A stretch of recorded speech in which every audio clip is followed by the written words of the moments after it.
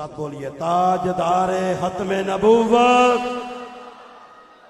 تاجدار ختم نبوت، تاجدار ختم نبوت۔ بسم اللہ الرحمن الرحیم۔ للہ الکافی قصدت الکافی ووجدت الکافی لکل الکافی کفن فی الکافی ونعم الکافی وللہ الحمد۔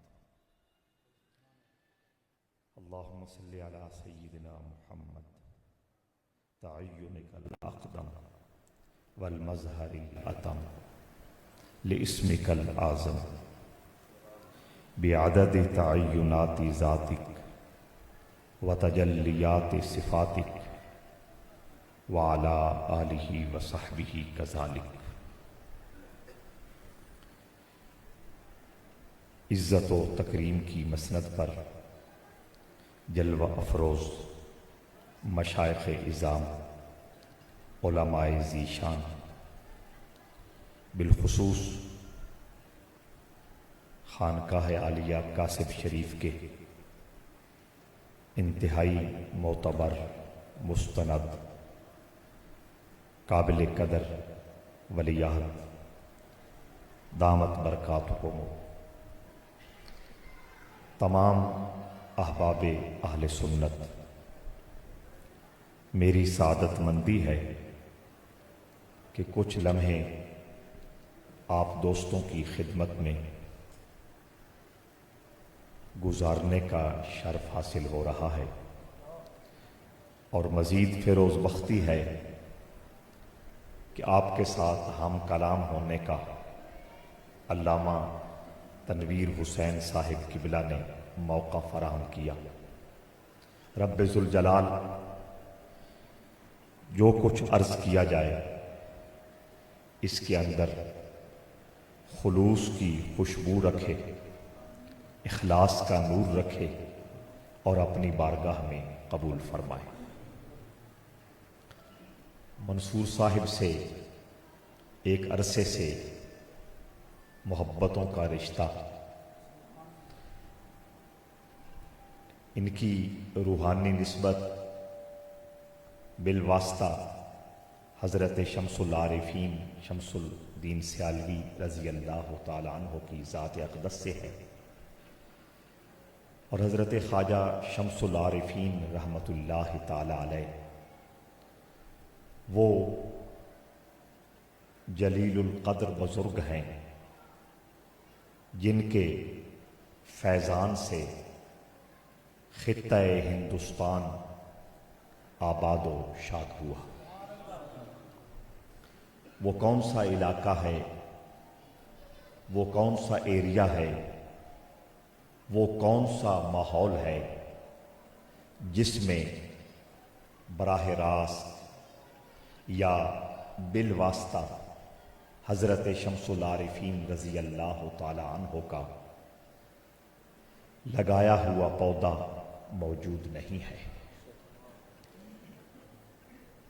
اور اس خانقاہ کا سب سے بڑا امتیاز اور سب سے بڑا تعارف یہ ہے کہ وہاں ابھی تک متانت ہے، سنجیدگی ہے، خدمت خلق کا جذبہ ہے، اشاعت اسلام کا نور ہے، اور رحمت عالم صلی اللہ تعالی علیہ وآلہ وسلم کی محبت اور پیار کا سرور ہے۔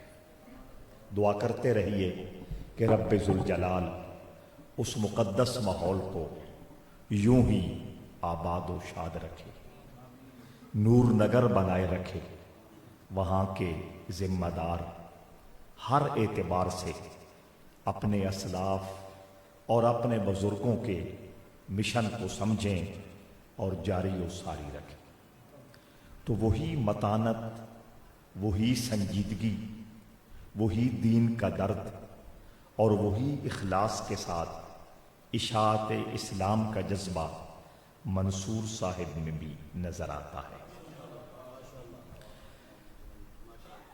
اپنی توفیق، اپنی ہمت، اپنی بساط کے مطابق لگے رہتے ہیں، اور میں یہ سمجھتا ہوں بندہ مومن کا یہی کام ہے کہ وہ مخلص ہو کر دستک دیتا رہے، کسی وقت تو دروازہ کھولنے والے کھول دیں گے۔ حضور علیہ الصلوۃ والسلام نے فرمایا من جدہ وجدہ، جس نے بھی کوشش کی وہ محروم نہیں رہے گا، وہ منزل پا لے گا۔ الحمدللہ بڑے ذوق شوق کے ساتھ، بڑے درد دل کے ساتھ اور بڑی متانت و سنجیدگی کے ساتھ یہ جس محاذ کو بھی لیتے ہیں اور جس مشن کو بھی سنبھالتے ہیں، منزل تک پہنچنے کی کوشش کرتے ہیں۔ اور پھر یہی وجہ ہے الجنس یمیل الی الجنس، جنس کی طرف مائل ہوتی ہے۔ ان کا یہ جو اخلاص والا، سنجیدگی والا، متانت والا رویہ ہے، ان کو دیکھتے ہوئے علاقے سے، صوبے سے، پورے ملک سے وہ لوگ جو یہ درد اور یہ جو مزاج رکھتے ہیں، وہ ان کی طرف مائل بھی ہوتے ہیں، ان سے محبت بھی کرتے ہیں۔ یہ بات اس لیے میں ذرا وضاحت کے ساتھ کر رہا ہوں کہ نفسا نفسی کا دور ہے، ڈرامہ بازی کا دور ہے، شعبدہ بازی کا زمانہ ہے۔ ہر بندہ اپنے آپ کو منوانے کے چکر میں ہے۔ اپنے آپ کو منوانے کا فائدہ ہے؟ کوئی فائدہ؟ بات تو تم بنے گی ماننے والے کہیں کہ ہم نے مان لیا ہے، عطا کرنے والے کہیں کہ یہ ہمارا ہو گیا ہے۔ ہمارے علاقہ میں ایک بزرگ گزرے، سلسلہ نقشبندیہ کے بہت بڑے باوقار بزرگ تھے، خواجہ محمد عمر بیربلوی رحمہ اللہ، ان کا اسم گرامی تھا۔ ان کا ایک چھوٹا سا لطیفہ ہے جو میری بات کو بہت زیادہ واضح کرتا ہے۔ آپ اکثر فرماتے تھے پچھلے بزرگ بھی بڑے با کمال تھے، کم ہم بھی نہیں ہیں، چھوٹے ہم بھی نہیں ہیں۔ پھر مسکراتے، لوگ پوچھتے حضور وضاحت فرمائیں، وہ فرماتے پچھلے بزرگوں کو دنیا مانتی تھی اور دنیا ان کی تعریف کرتی تھی، ہم خود کو خود ہی مانتے ہیں اور اپنی تعریف خود ہی کرتے ہیں۔ ہم ایسے رہے کہ ویسے رہے، وہاں دیکھنا کہ کیسے رہے۔ تو وہ فکر کیجئے فَسَيَرَ اللَّهُ عَمَلَكُمْ وَرَسُولُهُ وَالْمُؤْمِنُونَ، میرا اللہ فرماتا ہے تمہاری تمام ایکٹیویٹیز، تمہاری تمام سرگرمیاں، تمہارے تمام روز و شب کے اعمال اور معمولات، تمہاری خلوت اور جلوت کے سارے معاملات اللہ بھی دیکھ رہا ہے، اس کا محبوب بھی تک رہا ہے، اور اللہ کے سچے، سچے، مقبول، مخلص اور محبوب بندے بھی دیکھ رہے ہیں۔ تو لوگوں کو دکھانے سے کچھ حاصل نہیں ہوگا، لوگوں کو راضی کرنے سے کوئی مفاد نصیب نہیں ہوگا۔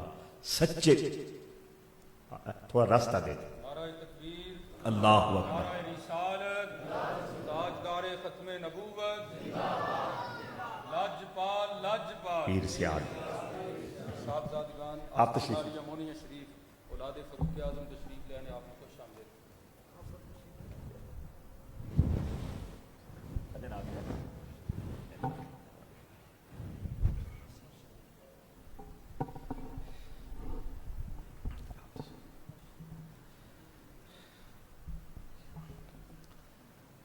ہم ایسے رہے کہ ویسے رہے، وہاں دیکھنا کہ کیسے رہے۔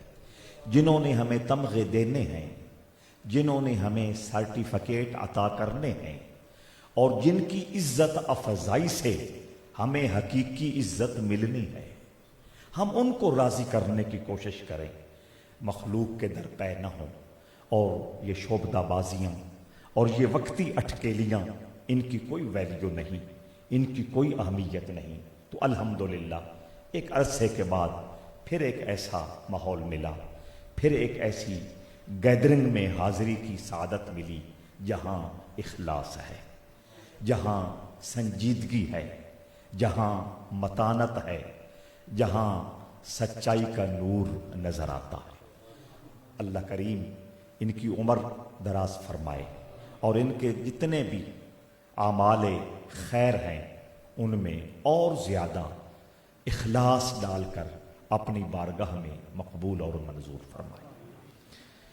ربیع النور کی بہاریں ہیں، گلی گلی، قریہ قریہ، نگر نگر رحمت عالم صلی اللہ تعالی علیہ وآلہ وسلم کی عظمتوں کو سلامی پیش کی جا رہی۔ صبح ہو، شام، رات، دن، کوئی گھڑی، کوئی لمحہ ایسا نہیں گزر رہا جس میں رحمت کونین صلی اللہ تعالی علیہ وسلم کی بات نہ کی جا رہی ہے۔ حضور کی عظمت کے تذکرے، حضور کی رفعتوں کو سلام، حضور کے اخلاق عالیہ کی بات، حضور کے مثالی کردار کی باتیں، رحمت عالم صلی اللہ علیہ وآلہ وسلم کو رب ذوالجلال نے چن چن کر جو اوصاف اور کمالات عطا کیے، بیان کرنے والے اپنی استعداد، اپنی صلاحیت، اپنے ذوق شوق اور اپنے تجربے کے مطابق بارگاہ مصطفیٰ کریم میں اپنی حاضری لگا رہے ہیں، اور اس عقیدے کے ساتھ جو سیدنا حسان ابن ثابت رضی اللہ تعالی عنہ نے کہا تھا کہ ما ان مدحت محمدا بمقالتی ولیکن مدحت مقالتی بمحمدی۔ دنیا والوں یہ نہ سمجھنا کہ میں، عروس صاحب تشریف فرما ہیں، یہ اس حقیقت کو سب سے بہتر جانتے ہیں۔ حسان ابن ثابت کہہ رہے تھے اور کہہ رہے ہیں کہ دنیا والوں یہ نہ سمجھنا کہ میں فن عروض کو جان گیا ہوں، شعر کے باریکیوں کو سمجھ گیا ہوں، مسجع مقفع عبارت اور مختلف بہترین اوزان کا استعمال کر کے با کمال اشعار کہہ لیتا ہوں۔ نہیں، میں کسی خود فریبی میں مبتلا نہیں ہوں، میں کسی خود پسندی کا شکار نہیں ہوں، میں کسی عجب اور میں کسی تکبر اور میں کسی بڑائی کے مرض میں مبتلا نہیں ہوں۔ میں تو یہ عقیدہ رکھتا ہوں یا رسول اللہ صلی اللہ علیہ وسلم، آپ کی تعریف کر کے در حقیقت میں اپنے فن کو، اپنے الفاظ کو اور اپنے اشعار کو یادگار بنا رہا ہوں۔ میرے الفاظ اور میرے اشعار، میرا انداز بیان، میری معلومات اور میرا مبلغ علم آپ کے مقام کو کیا جان سکتا ہے اور کیا سمجھ سکتا ہے؟ اور حقیقت بھی یہی ہے، حضور کو کون جانتا ہے؟ سیدنا صدیق اکبر رضی اللہ تعالی عنہ سے زیادہ بولیے میرے حضور کے قریب کون ہوا؟ سفر کا ساتھی بھی ابو بکر ہے، گھر کا ساتھی بھی ابو بکر ہے، میدان جنگ کا ساتھی بھی ابو بکر ہے، خلوتوں کا ساتھی بھی ابو بکر ہے، غار ثور کے ان 72 گھنٹوں کی رفاقت ابو بکر کا نصیبہ ٹھہری۔ محقق علی الاطلاق شیخ عبدالحق محدث دہلوی رحمہ اللہ تو اس مقام پہ جا پہنچے، وہ فرماتے ہیں کہ شب معراج جب لامکاں کا سفر جاری تھا، رحمت عالم صلی اللہ تعالی علیہ وآلہ وسلم اس ماحول میں نو وارد ہونے کی وجہ سے کچھ اجنبیت محسوس کر رہے تھے۔ میرے کریم رب کو یہ بھی سمجھ آئی کہ محبوب کریم صلی اللہ علیہ وآلہ وسلم اجنبیت محسوس کر رہے ہیں، تو میرے کریم رب اس اجنبیت کو دور کرنے کے لیے ایک فرشتے کو مقرر کرتا ہے، اور وہ فرشتہ یہ کہتا ہے قف یا محمد ان ربک یصلی، اے جان جان رک جائیے، آپ کا رب آپ پہ رحمتوں کی برسات نازل فرما رہا ہے۔ الفاظ کی جو اہمیت اور الفاظ کی جو ویلیو ہے وہ تو ہے ہی صحیح۔ آقا فرماتے ہیں کہ وہ الفاظ اور وہ آواز صدیق اکبر کی تھی۔ کہاں پہنچے، کہاں پہنچایا؟ تو حضرات ذی وقار تو، لیکن مصطفیٰ کریم صلی اللہ تعالی علیہ وآلہ وسلم نے ایک موقع پر سیدنا صدیق اکبر کو بھی یہ بات سمجھا دی کہ ایسا نہ ہو کہ میرے قرب کی وجہ سے، میرے نزدیکی کی وجہ سے، میرے ہر معاملے میں شامل اور انوالو ہونے کی وجہ سے تجھے یہ مغالطہ لگ جائے کہ میں حضور کو پہچان گیا ہوں۔ قرب کتنا توجہ چاہتا ہوں، بھرپور توجہ چاہتا ہوں۔ جب ہجرت فرما کر رحمت عالم مدینہ شریف پہنچتے ہیں، اہل مدینہ استقبال کے لیے سامنے آتے ہیں۔ ہر دو ہستیاں جب اہل مدینہ کے سامنے تشریف لاتی ہیں تو 1 مہینہ سے منتظر اور 1 مہینہ سے مضطرب جان عالم کے وہ شیدائی اور حضور کے وہ عاشق اور حضور کے وہ دیوانہ وار آگے دوڑتے اور لپکتے نہیں ہیں، بلکہ ایک دوسرے کو تکنا شروع کر دیتے ہیں۔ وہ ایک دوسرے کے تکنے میں حکمت یہ تھی کہ وہ نگاہوں سے پوچھ رہے ہیں ان دو آنے والوں میں آقا کون ہے، رحمت عالم کون ہے، کائنات کا تاجدار کون ہے۔ یہ مونیا سے حضرات تشریف لائے، یہ اس بات سے اتفاق فرمائیں گے کہ یہ وہ مقام ہے، یہ وہ مرحلہ ہے، اور یہ محبتوں کا وہ ایک منزل اور مقام ہے جس کے بارے میں خسرو نے کتنی خوبصورت بات کی تھی۔ من تو شدم تو من شد، من تن شدم تو جان شدی، تا کس نگوید بعد ازی، من دیگرم تو دیگری۔ آسمان نے صدیوں بعد یہ منظر ایک مرتبہ پھر دیکھا۔ حضرت خواجہ شمس العارفین رحمت اللہ تعالی علیہ، شاہ سلیمان توسوی رضی اللہ تعالی عنہ کے وصال کے بعد سیال شریف سے توسا شریف حاضری کے لیے پیش ہوئے۔ وہاں مسجد کے ساتھ ایک تالاب ہے، شمس العارفین اس پر بیٹھ کر وضو کر رہے تھے۔ آپ کو جو شخص بھی دیکھتا وہ یقین کر جاتا کہ یہ شاہ سلیمان ہے، حالانکہ جنازہ پڑھ چکے ہیں، دفنا چکے ہیں، مزار موجود ہے، حاضریوں کے لیے پیش ہوتے ہیں، لیکن پتہ نہیں کیا ہوا۔ جو کہتا وہ یہ سمجھتا، دیکھتا شاہ سلیمان ہیں، پھر رکے نہیں، دوڑ پڑے۔ جو آپ کو دیکھتا زیارت کرتا شمس العارفین کی، شاہ سلیمان یقین کرتے ہوئے بھاگ پڑتا، توسا کی گلیوں میں گھوم گھوم کر اعلان کرتا شاہ سلیمان آ گئے، شاہ سلیمان آ گئے، اگلے جہان سے واپس اس جہان میں شاہ سلیمان آ گئے۔ حضرت شاہ اللہ بخش توسوی جو حضرت شاہ سلیمان کے جانشین تھے، ان کے روحانی اسرار کے امین تھے، اور طریقت، تصوف اور حقیقت کے میدان کے بہت بڑے حقیقی شاہ سوار تھے۔ روایتی گدی نشین نہیں تھے، روایتی سجادہ نشین نہیں تھے، اور میں ببانگے دہل کہتا ہوں کسی بزرگ کی گدی پر بیٹھ جانا یہ اس بات کی دلیل نہیں کہ اسے ولایت بھی مل گئی۔ گدی پر بیٹھنا ولایت کی دلیل نہیں ہے، یہ بات یاد رکھیے، اس کو اپنا بہت زیادہ ایمان بنائیے، اور جہاں بات کرنی پڑے دلیل سے کیجئے۔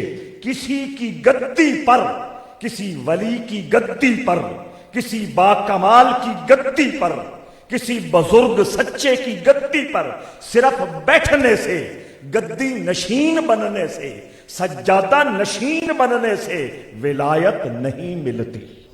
اور یہ بات میں نہیں کہہ رہا، 1000 سال پہلے کشف المحجوب میں حضرت داتا غریب نواز نے فرمایا ہے، ایک ولایت ہوتی ہے، ایک ولایت ہوتی ہے۔ وا کے نیچے زیر اور وا کے اوپر زبر، ایک ولایت ہے فرمایا اور ایک ولایت ہے فرمایا۔ جانے والا جو مرید دے کے جاتا ہے، جانے والا جو سسٹم دے کے جاتا ہے، جانے والا جو لنگر کا نظام دے کے جاتا ہے، لنگر کے برتن دے کے جاتا ہے، دریا دے کے جاتا ہے، مختلف چیزیں دے کے جاتا ہے، کوئی سرائے دے کے جاتا ہے، کوئی مسجد بنا کے دے کے جاتا ہے، کوئی لنگر خانہ بنا کے دے کے جاتا ہے، داتا غریب نواز فرماتے ہیں اس کا نام ولایت ہے، اور اس کے سینے میں جو نور معرفت تھا جاننے والے کے، اسے ولایت کہتے ہیں۔ بس توجہ چاہتا ہوں حضرات، توجہ، مجھے سٹیج پر ویل کی بھی عادت نہیں اور نعرے کی بھی ضرورت نہیں رہی، دونوں ضرورتوں سے اللہ نے بالا کر دیا ہے۔ توجہ چاہتا ہوں، تو میں یہ کہہ رہا تھا کہ حضور داتا غریب نواز فرماتے ہیں کہ جانے والے کے سینے میں اللہ کی معرفت کا جو نور ہے اور اللہ کی محبت کا جو سرور ہے اور اللہ رب العزت کے رازوں تک جو اس کو آشنائی ملی ہے اسے ولایت کہتے ہیں، اور جو وہ ظاہری مال و اسباب چھوڑتا ہے اسے ولایت کہتے ہیں۔ عام طور پر گدی نشینوں کو، سجادہ نشینوں کو ولایت ملتی ہے، لیکن جب وہ سچوں کے راستے پہ چلتے ہیں، ان کی پوری تابعداری کرتے ہیں، ان کو فالو کرتے ہیں، تو اللہ وہ جینز میں نور ہونے کی وجہ سے اور سچوں کے راستے پر دل و جان سے عمل کرنے کی برکت سے اور ان کی پوری تابعداری کی برکت سے عام لوگوں کے مقابلے پہ اس گدی نشین پر جلدی کرم فرما دیتا۔ ابجیاں گلنا وچ کر دے رویے میلاد شریف دے نال نال۔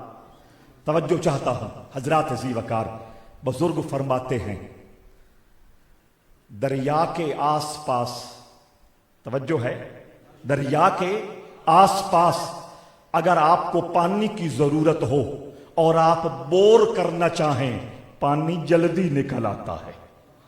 کیوں؟ کہ وہاں پانی کے پھیرے رہے ہیں، وہاں پانی کا گزر رہا ہے، ٹھیک ہے نا؟ تو جہاں ولایت کی برسات ہوتی رہی ہے، جہاں ولایت کی رمجھم ہوتی رہی ہے، جہاں ولایت کی وجہ سے صفاتی اور ذاتی انوار و تجلیات کی برسات ہوتی رہی ہے، وہاں بیٹھنے والا مخلص ہو کر پوری تابعداری کے ساتھ جاننے والے کی نوکری دے تو اللہ جلدی اس بندے پہ اپنا کرم فرما دیتا ہے۔ اور یہ گدی نشینوں کو بتانا چاہیے، سجادہ نشینوں کو بتانا چاہیے کہ تمہارے پاس کریڈٹ کارڈ موجود ہے، اس کو استعمال کرو، اچھے طریقے سے استعمال کرو، اور یاد رکھو یہ گدی نشین اور یہ سجادہ نشین اس حوالے سے بھی سنجیدہ ہوں کہ اگر خود کچھ نہیں کرو گے تو صرف جاننے والوں کو اللہ نے جو کوٹا دیا تھا رحمت کا، برکت کا، سعادت کا، عزت و کرامت کا، اس کو کب تک استعمال کرو گے؟ پچھلوں کے لیے کیا چھوڑ کے جا رہے ہو؟ لہذا ہر گدی نشین اور ہر سجادہ نشین سیریس ہو، سنجیدہ ہو، اپنی ذمہ داری کا احساس کرے، جو کوٹا لیا ہے اس کو بھی استعمال کرے اور اگلی نسلوں کے لیے بھی کوٹے۔ توجہ ہے یا نہیں؟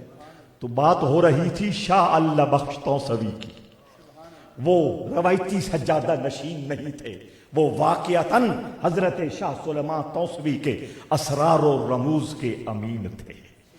جس وقت حضرت شاہ سلیمان توسوی دنیا سے رخصت ہو رہے تھے، بس 10-12 سال بچے کی عمر تھی، پوتے تھے، بیٹے فوت ہو گئے تھے شاہ سلیمان کے آپ کی زندگی میں، پوتے کو آپ نے اپنا جانشین بنایا، سینے پہ لٹایا اور فرمایا نفخت فیک من روحی، بیٹا تیرے سینے میں میں اپنی روح کا فیض ڈال کے جا رہا۔ یہ ایک مستقل موضوع ہے، لیکن اس طرف میں نے نہیں جانا، صرف سگنل دینے ہیں، اشارے دینے ہیں تاکہ کچھ نہ کچھ حقیقتوں اور حکمتوں تک آپ کا خوبصورت دماغ بھی پہنچے۔ حضرات عزیز وقار، یہ شاہ اللہ بخش توسوی اپنی مسند پہ بیٹھے تھے، اپنے سجادے پہ بیٹھے تھے، انہیں جا کے کسی نے بتایا کہ تالاب پر کوئی وضو کر رہا ہے اور دنیا کہتی ہے شاہ سلیمان آ گئے۔ تالاب پہ کوئی وضو کر رہا ہے اور لوگ ہوکے لگا رہے ہیں شاہ سلیمان قبر سے اٹھ کے باہر آ گئے ہیں۔ شاہ اللہ بخش چونکہ ان حقیقتوں کو جاننے والے تھے اور ان باریکیوں کو سمجھنے والے تھے، میرا موضوع نہیں ہے، ورنہ میں یہاں عرض کرتا کہ حضرت شاہ اللہ بخش توسوی نے اپنے زمانے میں فزیکلی کیا بولا؟ فزیکلی وحدت الوجود کا مسئلہ اپنے غلاموں کو کیسے بتایا؟ ہم تو اس کی تشریح کرنے کے قابل نہیں ہیں۔ وحدت الشہود اور وحدت الوجود کی بات آ جائے، وہ اتنا باریک معاملہ ہے، ہم خود الجھ کے رہ جاتے ہیں۔ اور حضرت شاہ اللہ بخش توسوی، یہ قریب کا زمانہ، 100 سوا 100 سال کا زمانہ، انہوں نے حصی طور پر، عملی طور پر، فزیکلی ایک مجلس مقرر کی ہوئی تھی جس میں اپنے چند غلاموں کو وحدت الوجود کے انوار سے ان کی روحوں کو منور کرتے۔ توجہ ہے یا نہیں؟ حضرات عزیز وقار، بات لمبی نہیں کرنی، بات سمیٹنی ہے، لیکن میں ایک بات چھیڑ دوں تو مجھے اس کو کلوز کرنا بھی آتا ہے، سمیٹنا بھی آتا ہے۔ تھوڑے وقت میں بہت ساری ڈشیں میں چاہتا ہوں اس دسترخوان پہ سجا دی جائے، مختلف طبیعتوں کے، مختلف ذوق کے اور مختلف لطیف روحوں کے لوگ ان مجالس میں موجود ہوتے ہیں، سب تک کوئی نہ کوئی ذائقہ پیش ہو جائے۔ تو حضرت شاہ اللہ بخش توسوی کو پتا چلا، شاہ سلیمان کے جانشین کو، کہ دنیا کہہ رہی ہے شاہ سلیمان قبر سے اٹھ کے واپس آ گئے ہیں۔ مسکرائے، فرمانے لگے سائی والی مولوی صاحب ہون گے، سائی والی مولوی صاحب ہون گے۔ حضرت شمس العارفین علم کا بحر بے کراں تھے، علم کا بحر بے کراں تھے۔ توجہ چاہتا ہوں، اس لیے توسا شریف کے نور نگر میں آپ مولوی صاحب کے معزز لقب سے پہچانے جاتے تھے۔ تو حضرت شاہ اللہ بخش توسوی نے کہا، سائیوال وہ سیال شریف کے ساتھ ہے نا، تو وہ حضرت شاہ اللہ بخش مسکرائے، فرمایا وہ سائیوال والے مولوی صاحب ہوں گے، شمس العارفین ہوں گے۔ تو کیا من تو شدم تو من شدی تو جان شد، من تن شدم تو جان شدی، تا کس نہ گوید بعد عظیم من دیگرم تو دیگری۔ مقام محبت میں اور راہ محبت میں یہ ایک درجہ آ گیا ہے اور یہ ایک مقام آ گیا ہے، میں تو ہو گیا تو میں ہو گیا، میں جسم بن گیا تو اس میں جان کی طرح آ کے سج گیا۔ اب یہ وہ مقام ہے، اب کوئی نہیں کہہ سکتا کہ میں اور ہوں تو اور ہے، یہ مقام وحدت۔ حضرات عزیز وقار، میں وہ یہ کہہ رہا ہوں، اس کی دلیل اور اس کی سند اور اس کائنات کے اندر امت محمدیہ میں پہلی مثال شہر مدینہ میں استقبال کے وقت اہل مدینہ انتظار کر رہے ہیں کب آفتاب و مہتاب جلوہ رسالت طلوع ہوتا ہے۔ جب حضور پہنچے وہ ایک دوسرے کو تکنے لگے کہ یارو بولو تو صحیح، ان میں آقا کون ہے، غلام کون ہے، نبی کون ہے، امتی کون ہے، دیوانہ کون ہے، مخدوم کون ہے، معشوق عالم کون ہے۔ وہ ایک دوسرے سے کان آنکھیوں سے سوال کر رہے تھے، چونکہ انہیں فرق محسوس نہیں ہو رہا تھا، کون آقا ہے کون غلام ہے۔ حضرات عزیز وقار، اگر آپ محسوس نہ کریں تو چند دن پہلے میں اس حقیقت کو اور کھولنا چاہتا ہوں۔ چند دن پہلے کی بات ہے، غار ثور، غار ثور وہ لمحہ آیا، توجہ چاہتا ہوں، اللہ فرماتا ہے لا تحزن ان اللہ معنا۔ آقا کریم نے فرمایا کہ اللہ فرما رہا ہے ابو بکر غمگین نہ ہو، اللہ ہمارے ساتھ۔ اللہ بھائی آپ یہ بولیں گے، میں نعرے نہیں مرواتا، سبحان اللہ کی ڈیمانڈ بھی نہیں کرتا، لیکن سبق ضرور یاد کرنا ہے۔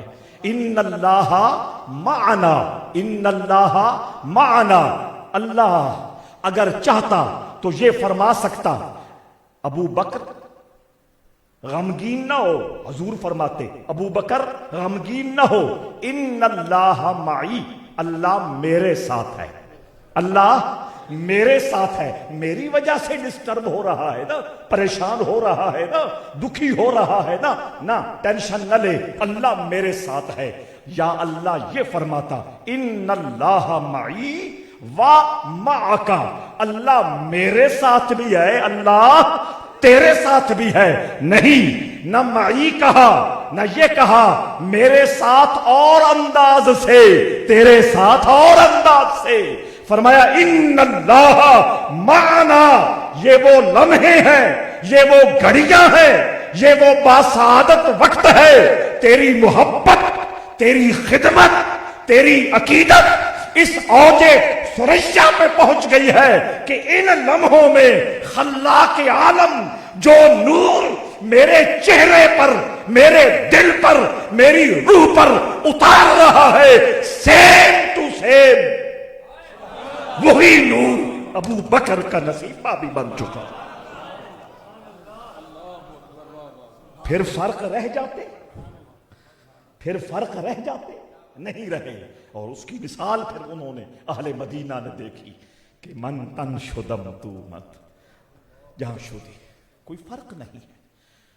اس کے باوجود بس یہ میں نے اشارہ کرنا تھا، گو 5 منٹ اشارے پہ لگ گئے لیکن بہت کچھ سمجھ آ گئی۔ میں یہ کہہ رہا تھا کہ آقا کریم نے فرمایا یا ابا بکر لم یعرفنی حقیقتاً غیر ربی، تو بہت نزدیک ہو گیا، تو بہت قرب اختیار کر گیا، تو بہت محرمی کے اعلیٰ سے اعلیٰ ترین لیول پہ پہنچ گیا، لیکن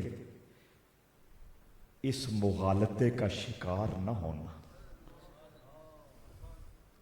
کوئی سمجھ آ رہی یا نہیں؟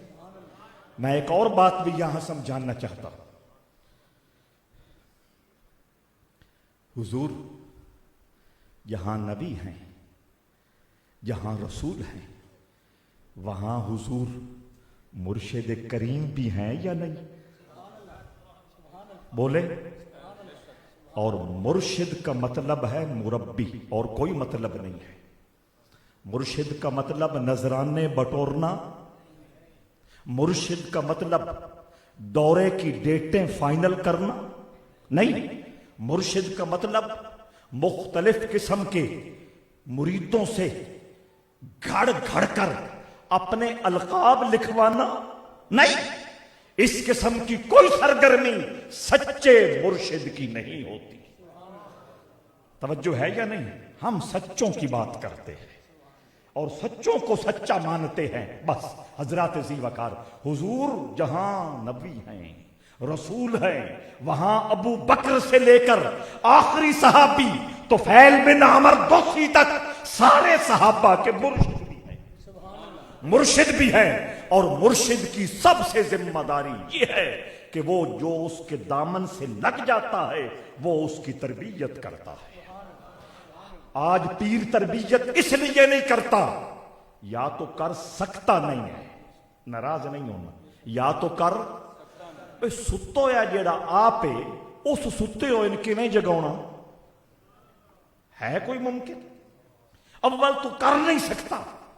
اگر کسی کو کچھ شد بدھ ہو، کچھ اندازہ ہو منزل راہو رسم وفا کا، کچھ نہ کچھ اندازہ ہو، تو اس کے لیے بڑی رکاوٹیں ہیں۔ اسے میں نے کچھ کہا، اسے میں نے کچھ سمجھایا تو میرا فلاں مسئلہ رک نہ جائے۔ توجہ ہے یا نہیں؟ یہ اندرونی خرابیاں اور کمزوریاں ہیں یا نہیں؟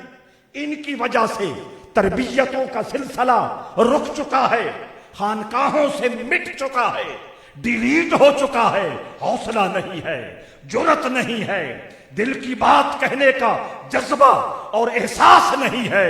ہم تو بات کر رہے ہیں مرشد کائنات کی۔ آپ کو کچھ سمجھ آ رہی ہے؟ تقریریں میلاد شریف کے حوالے سے، باقی ان موضوعات پہ تو ہر وقت ہوتی رہتی ہے نا، کیا یہ موضوع نہیں ہے؟ یہ موضوع بہت توجہ چاہتا ہوں۔ میں عرض یہ کر رہا تھا کہ رحمت عالم مرشد ہیں، اور حقیقی مرشد وہ ہوتا ہے جو مربی ہو۔ کیا ہو؟ تربیت کرنے والا۔ کیا ہو؟ اگر آپ محسوس نہ کریں تو اس علامہ منصور صاحب تنویر کی سجائی ہوئی مجلس مولود کا یہ میسج اور یہ پیغام آپ اپنے دل میں گانٹھ دے کے رکھ نہیں لیتے کہ جس اللہ کے بندے سے ہم نے اپنا روح کا نسبت تعلق جوڑا ہوا ہے، جسے اپنا مرشد بنایا ہوا ہے، آج کے بعد ہم اس سے اور کچھ نہیں مانگیں گے، تربیت۔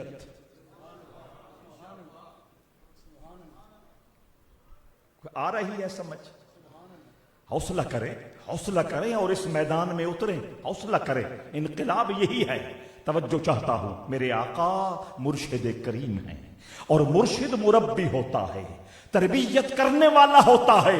رحمت عالم نے فرمایا یا ابا بکر لم یعرفنی حقیقتا غیر ربی، یہ میرے گھر کا ساتھی، میرے در کا ساتھی، میری مسجد کا ساتھی، بازار کا ساتھی، میدان جنگ کا ساتھی، سفر کا ساتھی، حضر کا ساتھی، غار ثور کا ساتھی، ہجرت کا ساتھی، راہ مدینہ کا ساتھی، شب معراج کا ساتھی، اتنا قرب، اتنا قرب، اتنا قرب، کہیں بھولے سے یہ اس غلطی میں مبتلا نہ ہو جائے، یہ خود فریبی اور خود پسندی کا جال شیطان اس کے لیے بن نہ دے۔ اس لیے میرے آقا نے بر وقت مقام مرشد پہ کھڑے ہو کے اور مقام مربی پہ کھڑے ہو کے ان کو فرما دیا، اے ابو بکر، میری حقیقت کو میرے رب کے علاوہ کوئی نہیں پہچانتا۔ سمجھ آ گئی آپ کو؟ تو میں یہ کہہ رہا تھا جب حضور کو جانتے پہچانتے نہیں ہیں پھر حضور کی تعریف کیوں کرنی ہے؟ وہ جواب حسان ابن ثابت نے دے دیا، ما ان مدحت محمدا بمقالتی ولکن مدحت مقالتی بمحمدی۔ بات کو میں سمیٹنے لگا ہوں، بس ایک مثال عرض کرنی ہے اور بات کو سمیٹنا ہے۔ یہ الگ بات ہے مثال پہ کچھ وقت لگ جائے، بات ہے مثال ایک ہی۔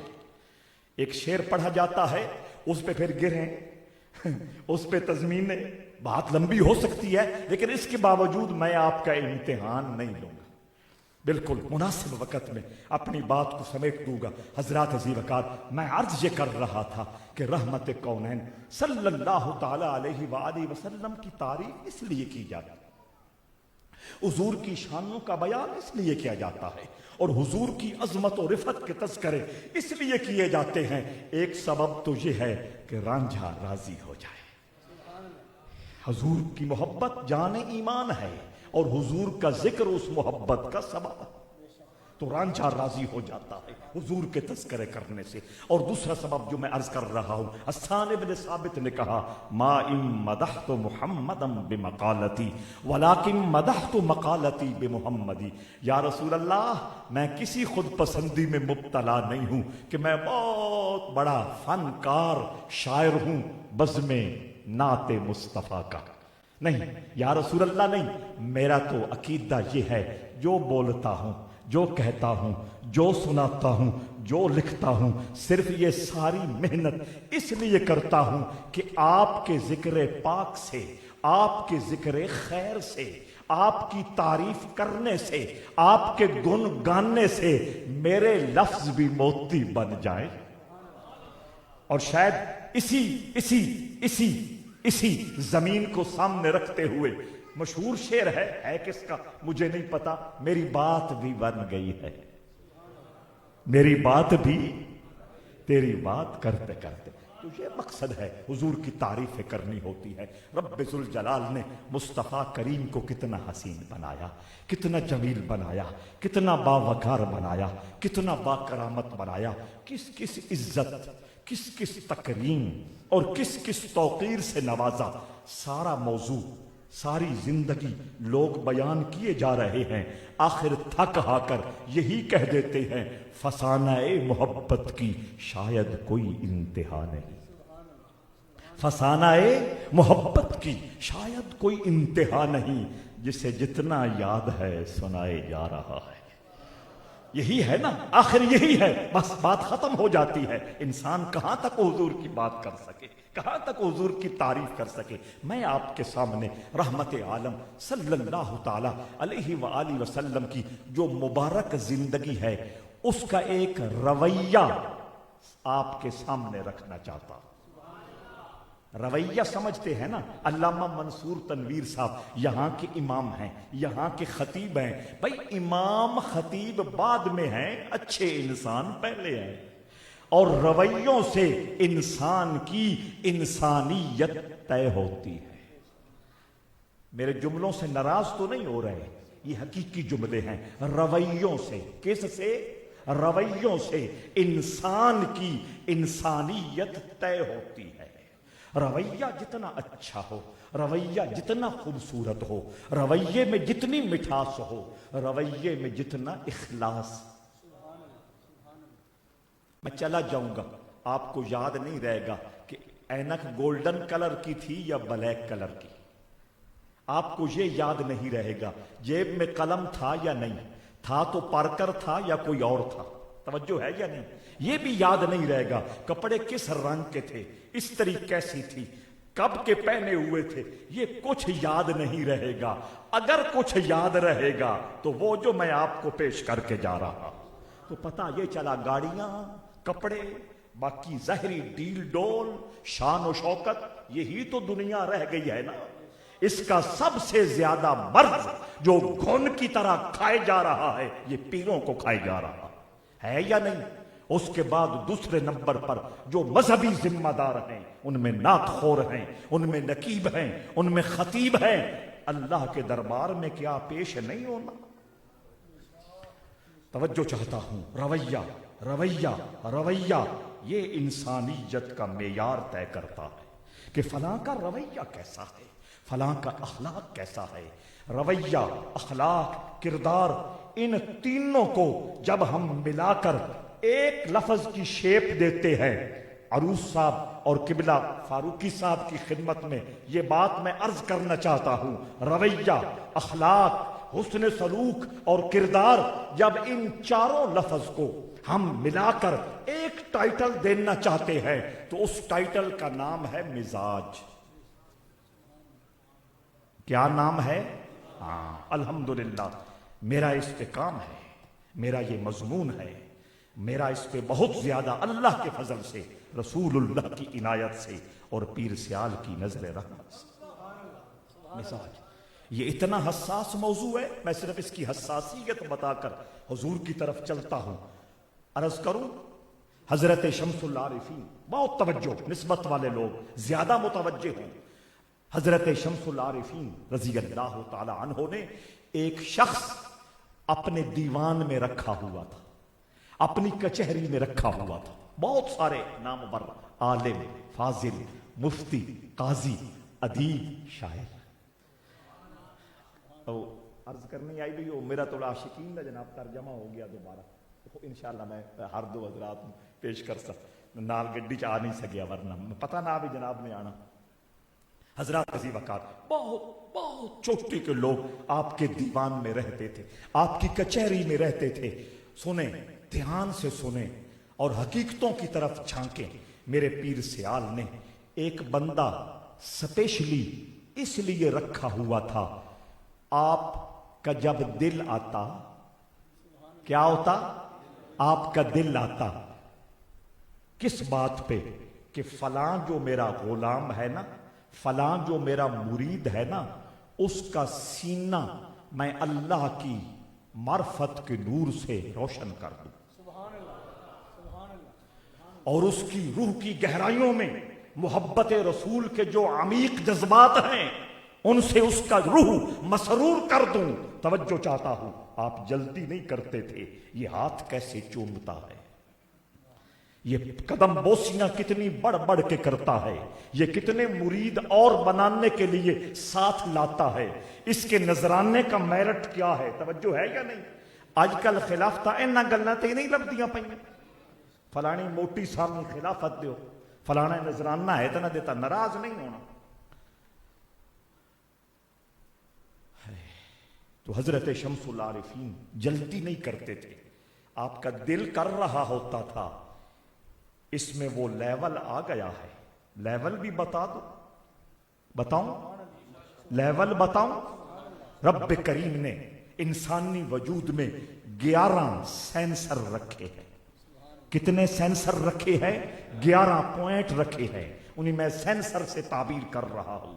11 مقامات ہیں، ان 11 مقامات کا اپنا اپنا اپنا اپنا کردار ہے۔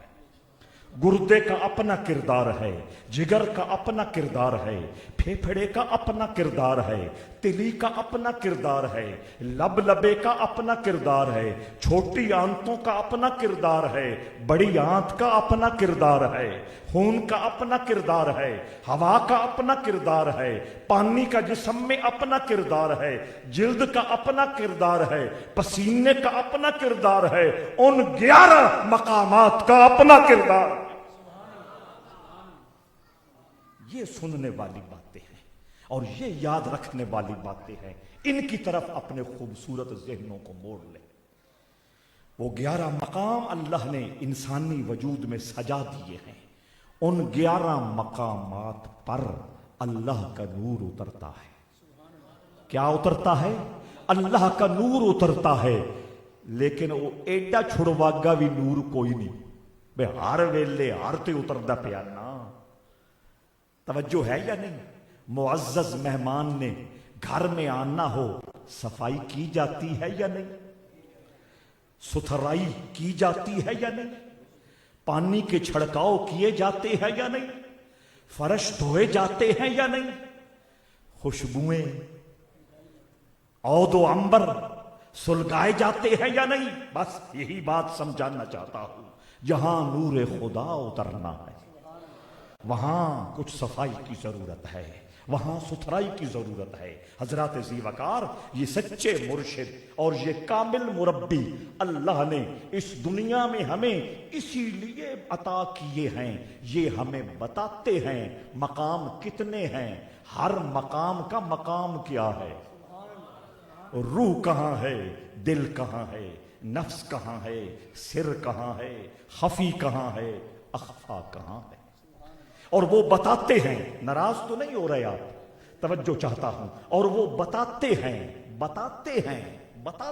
بتلانے والے کہ وہ 11 مقام کس بیماری کی وجہ سے کمزور ہوتے ہیں، کہاں جھوٹ کی وجہ سے، کہاں تکبر کی وجہ سے، کہاں لالچ کی وجہ سے، کہاں کینے کی وجہ سے، کہاں بغض کی وجہ سے، کہاں غصے کی وجہ سے، کہاں حسد کی وجہ سے فلاں مقام بیمار ہو گیا۔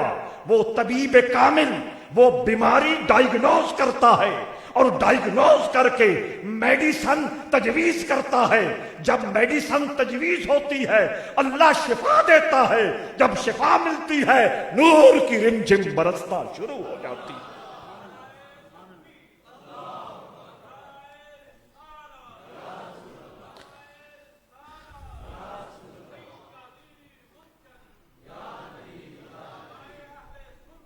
سمجھ آ گئی آپ کو؟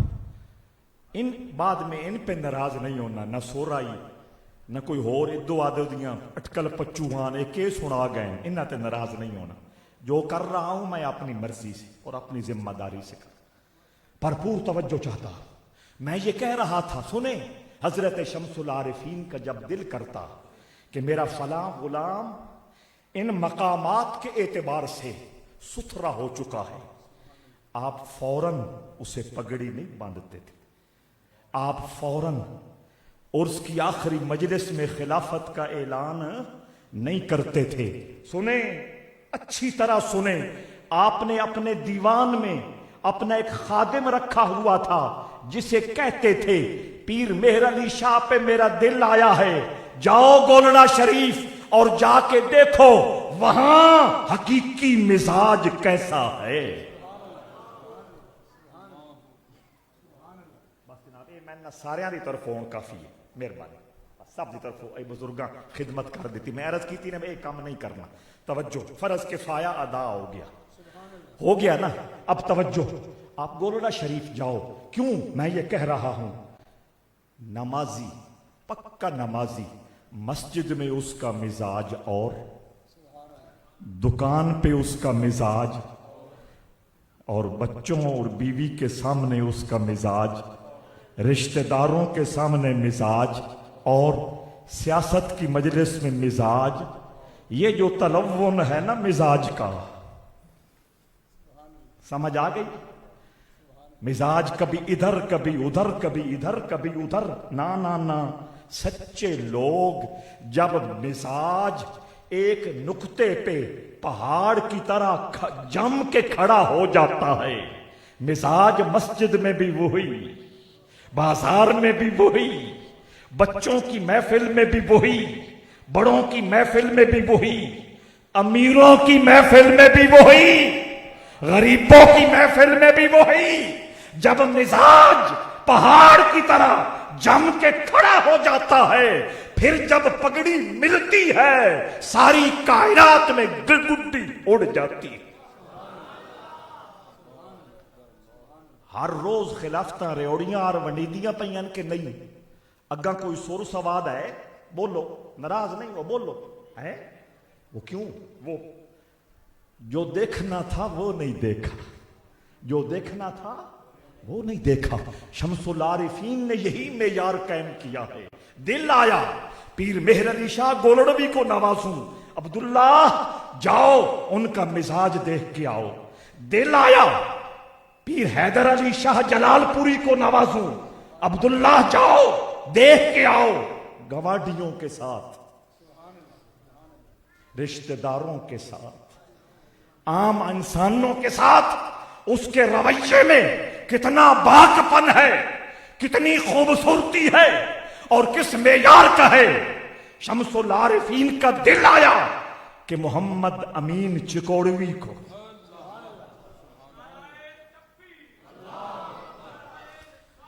ہے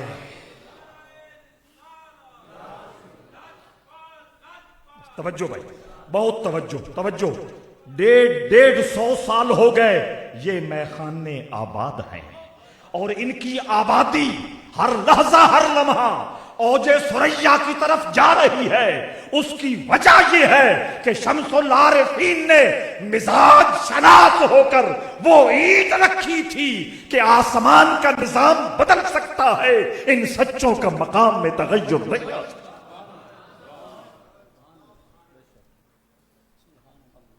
سمجھ آ رہی ہے؟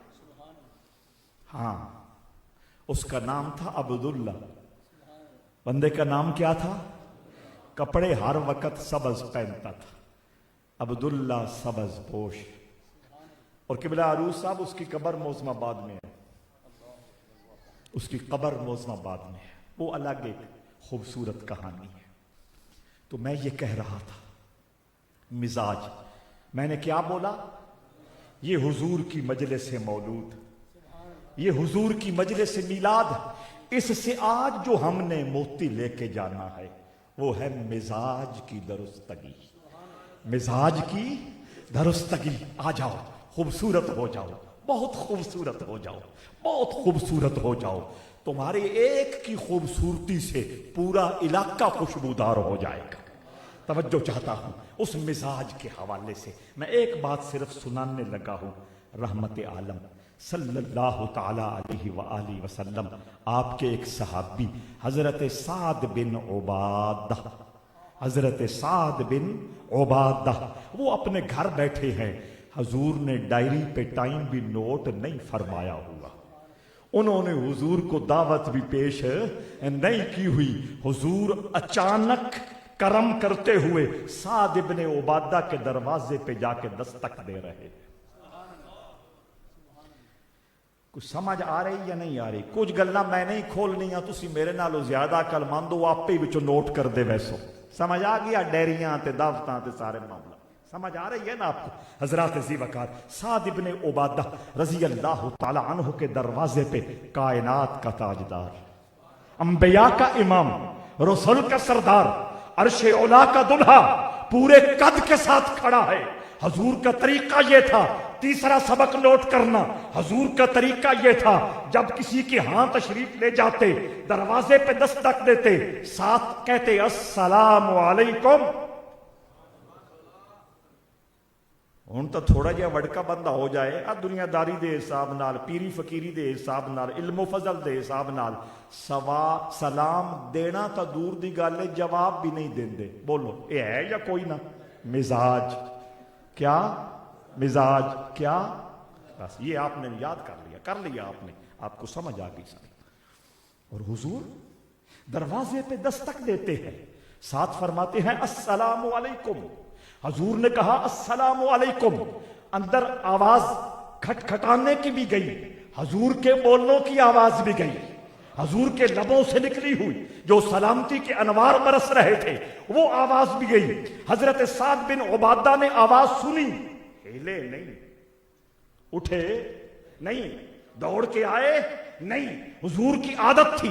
دوسری بات، حضور کی عادت تھی ایک مرتبہ دستک دیتے السلام علیکم فرماتے، تھوڑی دیر انتظار کرتے، پھر دستک دیتے فرماتے السلام علیکم، تھوڑی دیر انتظار کرتے، تیسری مرتبہ دستک دیتے فرماتے السلام علیکم۔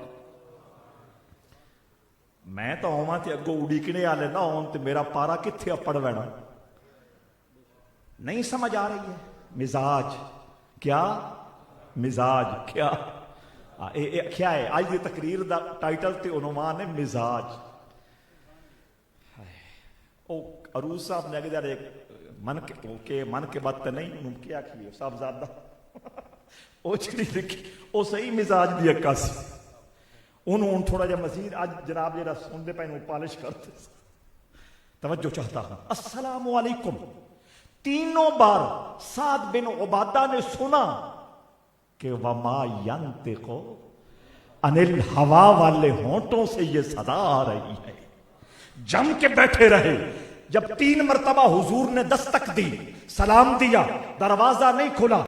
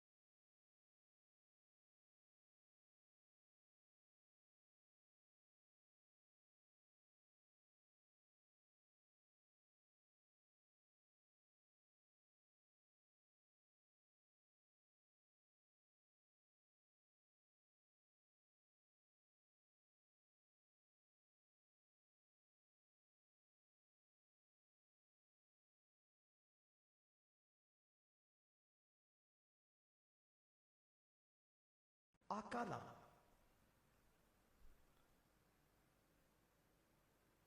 آکالا افطارا عندکم الصائمون آکالا طعامکم الابرار وسلت علیکم الملائکہ۔ نواز رہے ہیں، نواز رہے ہیں، نواز رہے ہیں۔ پہلا جملہ یہ بولا، وہ خوش ہوئے، فرمایا میں یہ دعا دے کے جا رہا ہوں تیرے دسترخوان کو اللہ اتنا باوقار بنائے کہ اس پر روزہ دار آ کے افطار کرے، رزق بھی دیا، پاکیزگی بھی دی، روحانیت کا چشمہ بھی عطا کر دی۔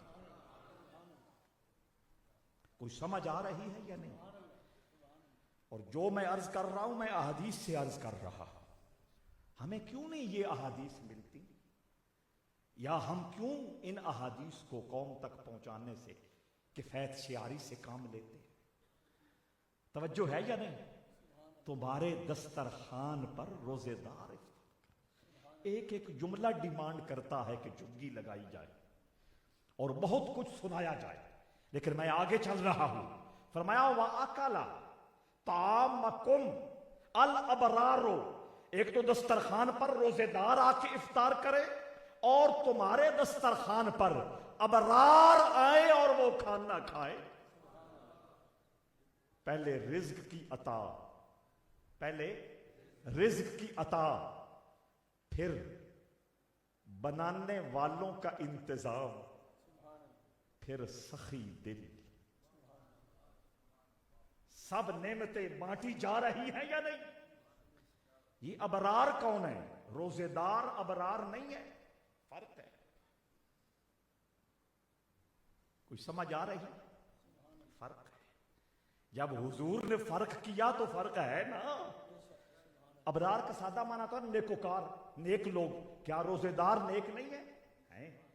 لیکن آقا فرماتے ہیں تمہارے دسترخوان پر روزے دار افطار کریں، پھر الگ جملہ بولتے ہیں واو عاطفہ استعمال کر کے، تمہارے دسترخوان پر ابرار کھانے کھائیں۔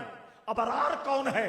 مفسرین نے فرمایا، بہت توجہ، مفسرین کہتے ہیں جس بندے کے رویے سے، جس بندے کے اخلاق سے، جس بندے کے حسن سلوک سے، جس بندے کے رویے سے، جس بندے کے بیہیو سے اور جس بندے کے مزاج سے اللہ کی مخلوق میں سے جو کیڑیاں ہیں نا، چیونٹیاں ہیں نا، وہ بھی امن میں رہے، وہ ابرار ہوتے ہیں۔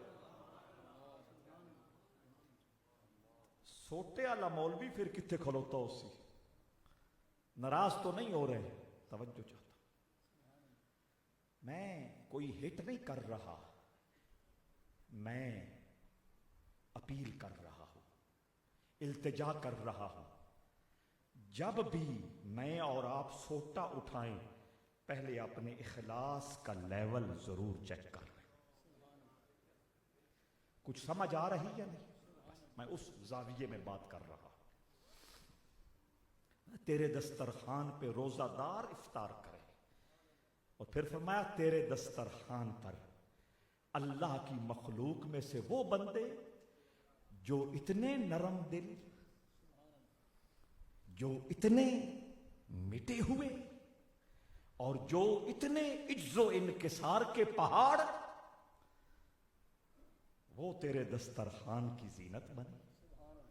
اور آخری جملہ سلط علیکم الملائکہ، تیرے سارے گھرانے پر اللہ کے فرشتے دعائے رحمت بھیجتے رہے۔